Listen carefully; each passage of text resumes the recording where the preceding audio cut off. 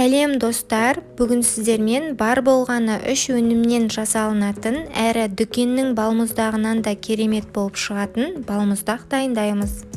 Ең алдымен балмұздаққа өз қалауыңызша қолданылатын жемістерді жуып, тазалап, 2-3 бөлікке бөліп, табаға саламыз. Сонан соң оның үстінен қант қосып, дәл тосап тәрізді етіп, бір қайнатып аламыз.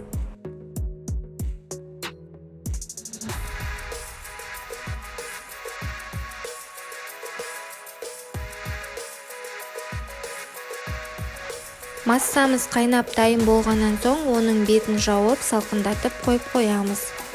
Келесі кезекте сапалы қаймаққа қоюлатылған сүтті қосып, миксердің жәрдемімен араластырып аламыз.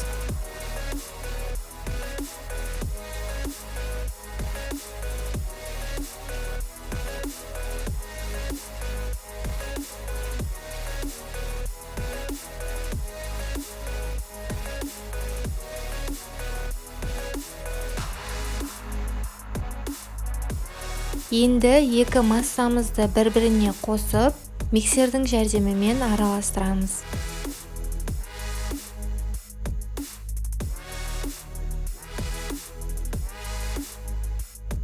Сонымен балмұздағымыз жартылай дайын болды. Енді оны кез келген формаға орналастырып, мұздатқышқа 5-6 сағатқа қойып қоямыз.